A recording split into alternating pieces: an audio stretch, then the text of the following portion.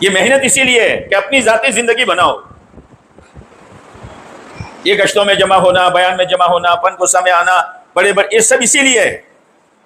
میری زندگی میں تقویٰ کتنا آیا، میری زندگی میں ایمان کی حقیقت کتنی آئی. آج تو مسلمان نے سرمایہ کا سرمایہ تیرا صاحب 3 دکانیں، یہ میرا سرمایہ. 50 لاکھ کا بینک بیلنس، یہ میرا سرمایہ. یہ سرمایہ کی تو سرمایہ کا فجیدہ کر رہا ہے. یہ سرمایہ ہے ایمان والے کا. جبکہ اللہ یہ کہہ رہا ہے، حدیث یہ کہہ رہی ہے کہ اللہ نے دنیا کو بنانے کے بعد ایک مرتبہ بھی نظر رحمت سے نہیں دیکھا. اور حدیث قدسی میں ہے کہ اگر اللہ کے نزدیک پوری دنیا کی قیمت ایک مچھر کے پر کے برابر ہوتی، کسی بے ایمان کو اللہ گھونٹ پانی نہ دیتا. اس کو تو سرمایہ کہہ رہا ہے. ہوگا سرمایہ جس کا ہوگا. ہمارا سرمایہ ایمان ہے، ہمارا سرمایہ تقویٰ ہے، ہمارا سرمایہ جنت کا شوق ہے، ہمارا سرمایہ جہنم کا خوف ہے، ہمارا سرمایہ اللہ کا تعلق ہے، اور ہمارا سرمایہ اعمال دعوت اور اعمال عبادت سے والہانہ تعلق ہے. یہ ہمارا سرمایہ ہے. ایمان والے کا سرمایہ یہ ہے. نماز چھوڑ کر ڈگری کی طرف بھاگنے والا، نماز چھوڑ کر نوکری کی طرف بھاگنے والا، نماز چھوڑ کر کھیتی کو سنبھالنے والا، وہی ڈگری اور نوکری کو اور کھیتی کو سرمایہ کہہ رہا ہے. تیرا سرمایہ جو تھا وہ تو تو نے ضائع کر دیا. یہ محنت احساس دلانے کے لیے ہے کہ چلنا کہاں تھا، کہاں جا رہے ہیں، کرنا کیا تھا اور کیا کر رہے ہیں، اور باری لگی ہوئی ہے جانے کی. ابھی اس وقت پوری عالم کے اعتبار سے دیکھو تو کروڑوں لوگ سکرات میں ہوں گے، کروڑوں کی قبریں کھودی جا رہی ہوگی، کروڑوں کو غسل دیا جا رہا ہوگا، کروڑوں کو کفن پہنایا جا رہا ہوگا، اور کروڑوں کے جنازے کندھے پر ہوں گے، اور کروڑوں قبر میں اتارے جا رہے ہوں گے. باری لگی ہے. وہ تو مالک کی مہربانی ہے کہ اس نے کہہ دیا ہے، پیارے نبی کے ذریعے سے کہہ دیا، الدنیا خلقت لکم وانتم خلقتم للآخرہ.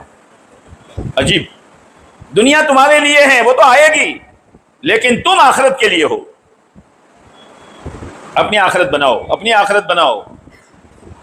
اور آخرت بننے کے لیے 2 بنیادی چیزیں ہیں. ایک اللہ کی ذات سے ہونے کا یقین، اور زندگی پیارے نبی علیہ السلام کے طریقے پر. بس ہو گیا بات. جیسے ریل کی 2 پٹری ہوتی ہے، ریل چلتی رہتی ہے، ایسی ایمان والے کی گاڑی 2 پٹری پر چلے گی. اللہ کا حکم، پیارے نبی علیہ السلام کا طریقہ. اسی کا نام دین ہے. اسی پر اللہ کی طرف سے عزت کے وعدے ہیں. اسی لیے حضرت عمر رضی اللہ تعالیٰ عنہ کے زمانے میں جب بیت المقدس کا مسئلہ آیا تو ایک جماعت بھیجی. حضرت عمر رضی اللہ تعالیٰ، جاؤ عیسائیوں سے کہو بیت المقدس کی چابی دے دو. وہ تالا بند کر کے چھت پر چڑھ گئے. نیچے مسلمانوں کی جماعت کہا بھائی چابی دے دو. یہ چابی تمہارے ہاتھ میں نہیں ملے گی. ہماری کتاب میں اس شخص کا نام بھی ہے اور اس شخص کی صورت بھی لکھی ہوئی ہے. جب وہ ہمارے سامنے آئے گا تو ہم چابی دے دیں گے. ایمان والے سمجھ گئے کہ مراد حضرت عمر ہے رضی اللہ تعالیٰ عنہ. لیکن انہوں نے سوچا کہ اتنے معمولی کام کے لیے امیر المومنین کو مدینہ سے یہاں بلانا. تو حضرت خالد بن ولید رضی اللہ تعالیٰ عنہ کا چہرہ اور حضرت عمر رضی اللہ تعالیٰ عنہ کا چہرہ ایک جیسا تھا، ملتا جیسا. تو مشورہ ہوا کہ خالد کو پیش کر دو. حضرت خالد بن ولید رضی اللہ تعالیٰ عنہ کو پیش کیا. انہوں نے دیکھا چہرہ تو ٹھیک ہے، نام کیا ہے؟ کہ نام خالد ہے، یہ نہیں ہے. اب کیا کرنے کا؟ تو حضرت عمرو بن عاص، عمرو اور عمر میں واو کا ہی فرق ہے، کہ ان کو پیش کرو. ان کو پیش کیا. نام کیا ہے؟ کہ عمر. ٹھیک ہے عمر عمر، لیکن شکل دوسری ہے. اب وہ ایمان والے سمجھ گئے کہ امیر المومنین کو بلانا پڑے گا. اطلاع بھیجی مدینہ منورہ. حضرت عمر رضی اللہ عنہ چلے، غلام کو ساتھ میں لیا. کبھی حضرت عمر سوار، کبھی غلام، کبھی حضرت عمر، کبھی غلام.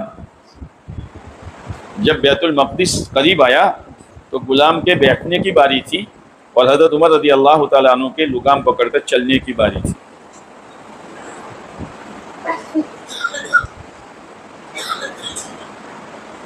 یہاں تو سیٹ بھی اور نوکر بھی دکان بند کر کے دونوں نکلتے ہیں, دونوں کا محلہ ایک ہے. اب سیٹ گاڑی میں بیٹھتا ہے, نوکر جو ہے پیدل چلتا ہے. اتنا بھی نہیں ہے کہ لاؤ میں اس کو بٹھا دوں تاکہ اسی محلے میں اس کو جانا ہے, نہ, عزت گھٹ جاتی ہے. نوکر میری گاڑی میں,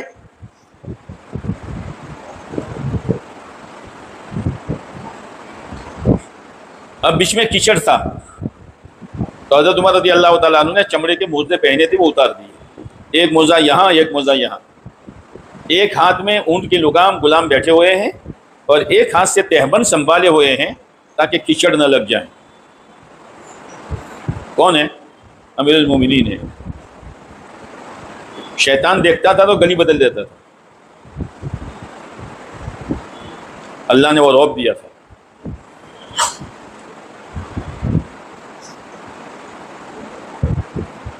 حضرت ابو عبیدہ بن جراح رضی اللہ تعالیٰ عنہ آئے. امیر المومنین ایک درخواست ہے. کیا ہے؟ وہ لوگ آپ کے انتظار میں ہیں اور آپ کے کندھے پر 2 موزے ہیں, غلام سوار ہیں, ایک ہاتھ میں تہبند ہے ایک ہاتھ میں لگام ہے, پھر سواری اونٹ کی ہے اور کپڑا پیون والا ہے. درخواست ہے, ایک ترکی گھوڑا میں لایا ہوں, آپ چھوڑ دو اونٹ کو اور ترکی گھوڑے پر سوار ہو جاؤ, اور پیون والا کرتا نکالو, یہ ململ کا کرتا لایا ہوں پہن دو. حضرت عمر رضی اللہ عنہ بات مان لی, اونٹ چھوڑا, غلام کے حوالے کیا, پیون والا کرتا اتارا اور ململ کا کرتا پہنا, گھوڑے پر سوار ہو کر چلے. تھوڑی دور چلے تھے کہ کھڑے ہو گئے. کہا او ابو عبیدہ, لا میرا اونٹ, لے تیرا ترکی گھوڑا, لا میرا پیون والا کرتا, یہ لے تیرا ململ کا کرتا. جب ململ کا کرتا پہن کر ترکی گھوڑے پر سوار ہو کر میں چلا ہوں تو میرے دل کی حالت بدلنے لگی ہے. آدمی جو چاہے پہنے, جو چاہے کھائیں, کوئی اثرت نہیں ہوتا, کوئی اثر نہیں ہوتا. ٹھنڈا پانی گلاس میں ہوتا ہے لیکن ٹھنڈک چاروں طرف پھوٹتی ہے. ہم دوئی سے کنتے دوئی ہو, دیکھا ہے کہ نہیں دیکھا؟ اس کا اثر پڑے بغیر نہیں رہتا. پھر کہا ابو عبیدہ, تمہارے بارے میں اللہ کے نبی علیہ السلام کا فرمان ہے, امین هذه الامہ, اس امت کے امانت دار ابو عبیدہ ہے, ورنہ میں تم کو اتنا مارتا کہ تمہارا چہرہ بدل دیتا. پھر ایک جملہ کہا, قیامت تک کے آنے والے ایمان والوں کو, انا کننا اذل الناس, ہم دنیا میں سب سے زیادہ ذلیل تھے, اعزنا اللہ بالاسلام, اللہ نے ہم کو اسلام کی وجہ سے عزت دی ہے. ہماری عزت کپڑوں میں, فرنیچروں میں, ڈیکوریشن میں, ایلیویشن میں, لمبی گاڑیوں میں, یہ ہماری عزت کا معیار ہے. ہماری عزت کا معیار اسلام ہے کہ ہم مسلمان بن کر رہے, ہماری اولاد مسلمان بن کر رہے, ہماری گھر کی مستورات مسلمان بن کر رہے, اسی میں ہماری عزت ہے.